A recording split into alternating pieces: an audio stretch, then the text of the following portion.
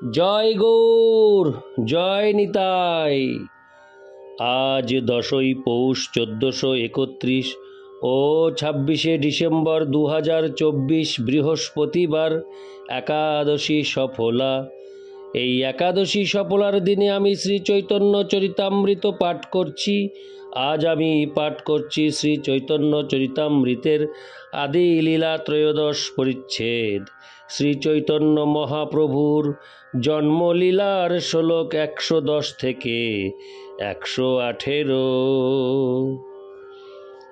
অডিওর শুরুতে আমি আমার সকল ভক্তিমতী মা ও ভক্তবৃন্দের শ্রীচরণে নিবেদন করে বলছি যে আমার এই অমৃত গ্রন্থ চ্যানেলের শুরুতে গীতা পাঠ আপলোড আছে। আপনারা অমৃত গ্রন্থ চ্যানেলের প্রথমে গিয়ে গীতা পাঠ শ্রবণ করবেন। এবং আরও আরেকটি নিবেদন আপনাদের শ্রীচরণে, আপনারা যারা আমার এই চৈতন্য চরিতামৃত পাঠ শ্রবণ করছেন তারা কৃপাপূর্বক একটি কমেন্টস করবেন। প্রতিটি কাজের পেছনে একটি আনন্দ লুকিয়ে থাকে। আপনারা কমেন্টস করলে আমি সেই অমৃত আনন্দ লাভ করি। তাই যারা এই পাঠ কৃপাপূর্বক শ্রবণ করছেন তারা অবশ্যই কৃপাপূর্বক একটি কমেন্টস করে আমাকে উৎসাহিত করবেন। আর পরিশেষে অমৃত গ্রন্থ চ্যানেলটিকে সাবস্ক্রাইব করে আমার পাশে থেকে আমাকে আশীর্বাদ ও উৎসাহ প্রদান করবেন। ওং নমো ভগবতে বাসুদেবায়। ওং নমো ভগবতে বাসুদেবায়। ওং নমো ভগবতে বাসুদেবায়।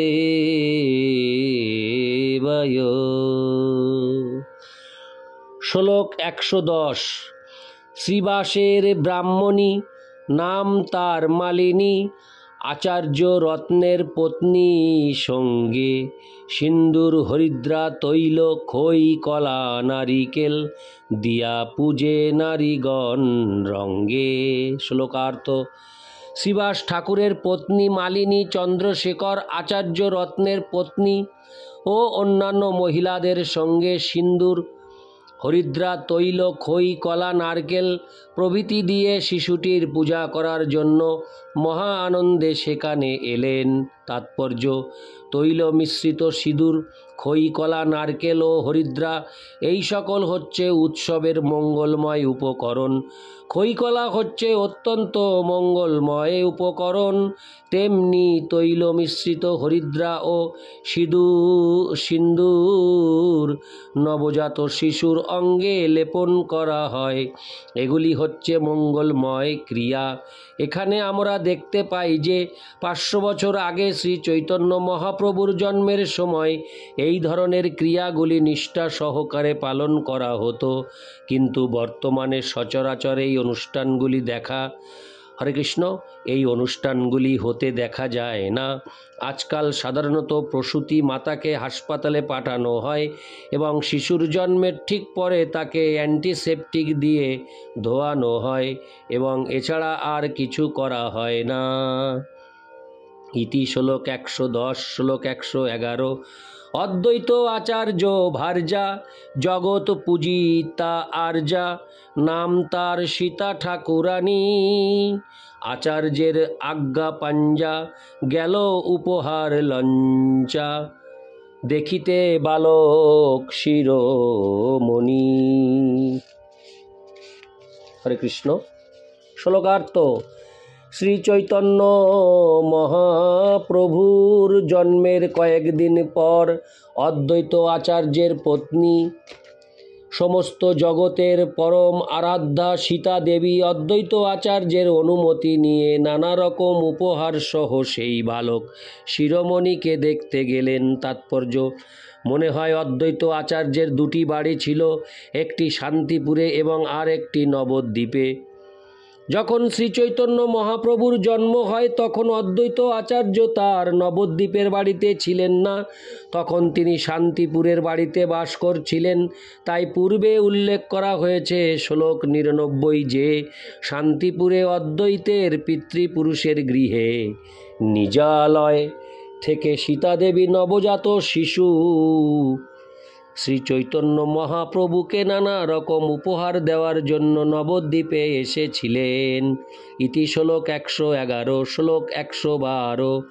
সুবর্ণের কড়ি বৌলি, রজত মুদ্রা পাশুলি, সুবর্ণের অঙ্গদ কঙ্কন, দুবাহুতে দিব্য শঙ্খ, রজতের মলবঙ্ক, স্বর্ণ মুদ্রার নানা হারগণ। শ্লোকার্থ: তিনি হাতের বালা, অঙ্গদ, কঙ্কন, গলার হার আদি সোনার অলঙ্কার এবং পাশুলি ও মলবঙ্ক আদি রূপার অলঙ্কার নিয়ে এসেছিলেন।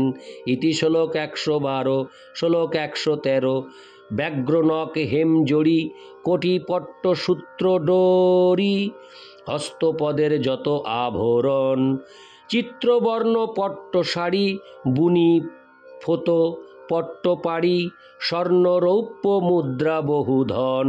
শ্লোকার্থ: সোনায় বাঁধানো বাঘের নখ, রেশমি সুতার কটিবন্ধ, হাত ও পায়ের নানা রকম আভরণ, সুন্দরভাবে ছাপানো রেশমি শাড়ি এবং বুনা রেশমের পাড় বিশিষ্ট শিশুর পোশাক, স্বর্ণ ও রৌপ্য মুদ্রা এবং ধনরত্ন নিয়ে এসে তিনি সেই শিশুটিকে উপহার দিয়েছিলেন। তাৎপর্য: অদ্বৈত পত্নী সীতা ঠাকুরানীর দেওয়া উপহারগুলি থেকে বোঝা যায় যে অদ্বৈত আচার্য অত্যন্ত ধনী ছিলেন।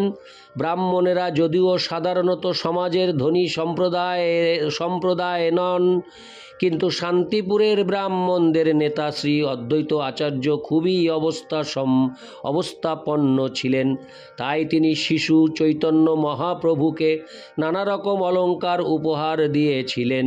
কিন্তু অদ্বৈত আচার্য প্রভুর ঋণ শোধ করার জন্য কমলাকান্ত বিশ্বাস যে জগন্নাথপুরীর রাজা মহারাজ প্রতাপরুদ্রের কাছে 300 টাকা চেয়েছিলেন। তা থেকে বোঝা যায় যে এই রকম একজন ধনী ব্যক্তি, যিনি নানা রকম মূল্যবান অলঙ্কার, শাড়ি প্রভৃতি উপহার দিতে পারেন, অথচ তার পক্ষে 300 টাকার ঋণ শোধ করাও বেশ কঠিন ছিল। অতএব বুঝতে হবে যে সেই সময় টাকার মূল্য এখনকার থেকে কয়েক হাজার গুণ বেশি ছিল। এখন 300 টাকার ঋণ শোধ করতে কেউই অসুবিধা বোধ করেন না, আর সাধারণ মানুষেরাও এত সমস্ত মূল্যবান অলঙ্কার বন্ধুর পুত্রকে উপহার দেন না। তখনকার 300 টাকা হয়তো এখনকার 30,000 টাকার মতো ছিল। হরে কৃষ্ণ। ইতি শ্লোক 113, শ্লোক 114। দুর্বা ধান্য গৌরচন, হরিদ্রা কুমকুম চন্দন, মঙ্গল দ্রব্য পাত্র ভরিয়া, বস্ত্র গুপ্ত দোলা চড়ি, সঙ্গে লঞ্চা দাসী চেড়ি, বস্ত্রালঙ্কার পেটারি ভরিয়া। শ্লোকার্থ: দুর্বা ধান, গোরচন, হরিদ্রা, কুমকুম, চন্দন আদি নানা রকম মঙ্গল দ্রব্যে পাত্র ভরে এবং বহুবিধ বস্ত্র ও অলঙ্কার একটি বড় বাক্সে ভরে কাপড়ে ঢাকা পালকিতে চড়ে দাসীসহ সীতা ঠাকুরানী জগন্নাথ মিশ্রের বাড়িতে এলেন। তাৎপর্য: এই শ্লোকে বস্ত্রগুপ্ত দোলা কথাটি অত্যন্ত তাৎপর্যপূর্ণ। আজ থেকে প্রায় 50-60 বছর আগেও সম্ভ্রান্ত স্ত্রী লোকেরা পালকিতে চড়ে নিকটবর্তী স্থানে যেতেন। পালকি কাপড় দিয়ে ঢাকা থাকত এবং জনসাধারণ সম্ভ্রান্ত মহিলাদের দেখতে পেতেন না। গ্রাম অঞ্চলে এখনও এই প্রথা প্রচলিত রয়েছে। সংস্কৃত অসূর্যপস্যা শব্দটির অর্থ হচ্ছে সম্ভ্রান্ত স্ত্রী লোকেরা সূর্য পর্যন্ত দেখতে পান না। প্রাচ্য সংস্কৃতিতে এই প্রথাটি বহুলভাবে প্রচলিত ছিল এবং হিন্দু মুসলমান উভয় ধর্মের সম্ভ্রান্ত মহিলারাই নিষ্ঠাভরে তা অনুশীলন করতেন।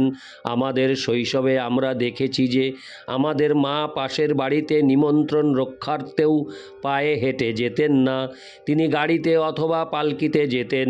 500 বছর আগে এই প্রথা নিষ্ঠা সহকারে পালন করা হতো এবং অত্যন্ত সম্ভ্রান্ত অদ্বৈত আচার্যের পত্নী প্রচলিত সমাজবিধি যথাযথভাবে পালন করেছিলেন। ইতি শ্লোক 114।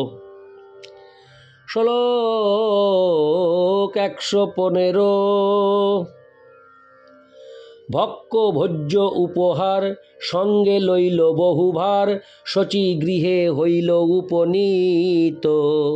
দেখিয়া বালক ঠাম সাক্ষাৎ গোকুল কান, বর্ণমাত্র দেখি বিপরীত। শ্লোকার্থ।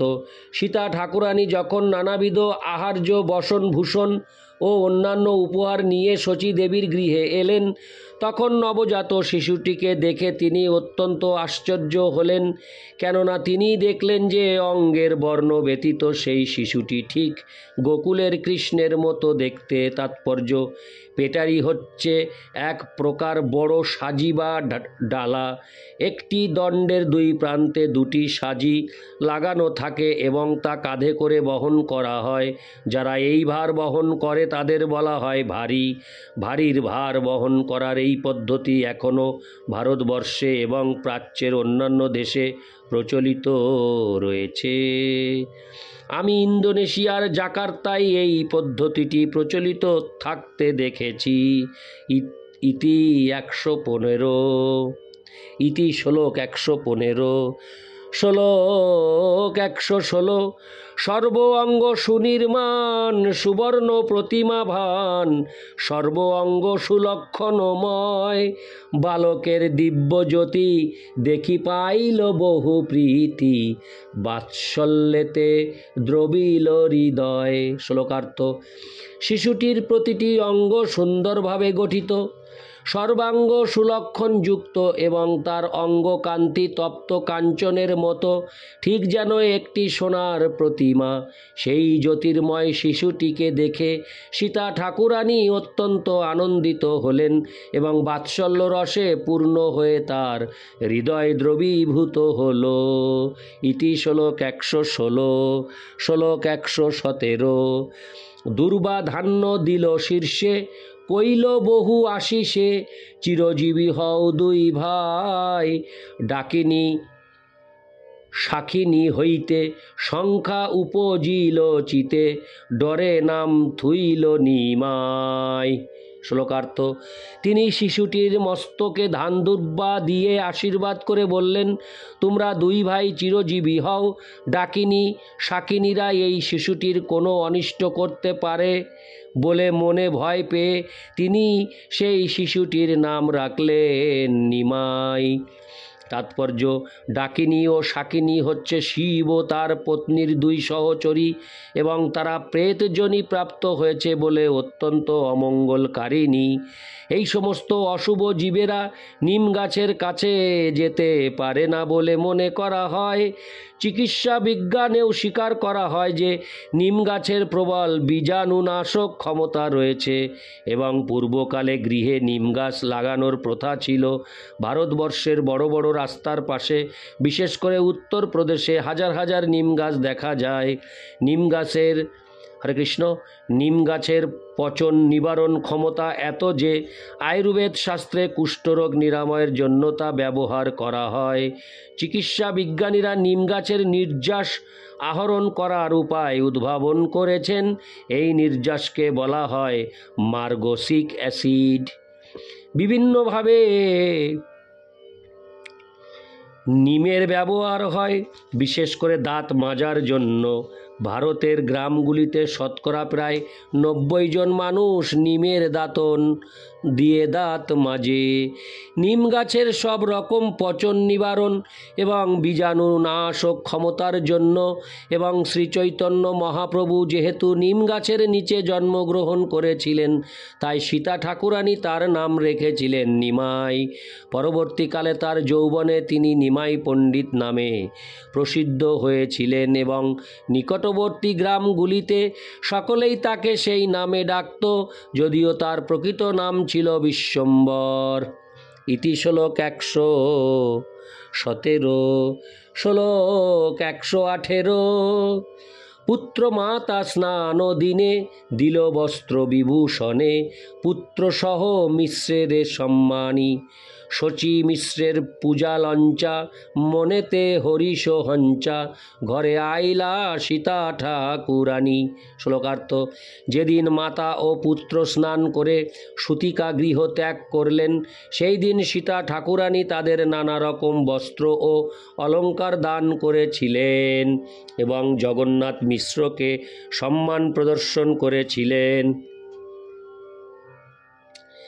তারপর শচী মাতা ও জগন্নাথ মিশ্রের পূজা গ্রহণ করে অত্যন্ত আনন্দিত চিত্তে তিনি ঘরে ফিরে গিয়েছিলেন। তাৎপর্য: শিশুর জন্মের 5 দিন পরে অথবা 9 দিন পরে মাতা গঙ্গায় স্নান করেন অথবা অন্য কোনো পবিত্র স্থানে স্নান করেন।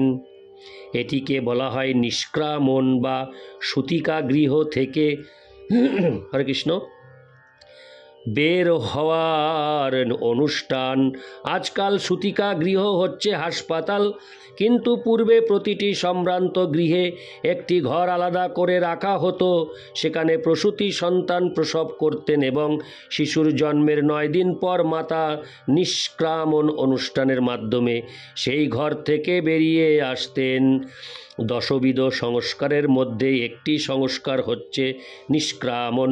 পূর্বে বিশেষ করে বঙ্গে উচ্চ বর্ণের মানুষেরা শিশুর জন্মের 4 মাস পর্যন্ত পৃথকভাবে থাকতেন।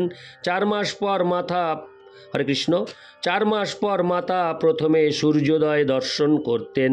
পরবর্তীকালে উচ্চ বর্ণের লোকেরা যথা ব্রাহ্মণ, ক্ষত্রিয় ও বৈশ্যেরা এই প্রথাটিকে সংক্ষিপ্ত করে 21 দিন এবং শূদ্রদের জন্য 30 দিন করা হয়।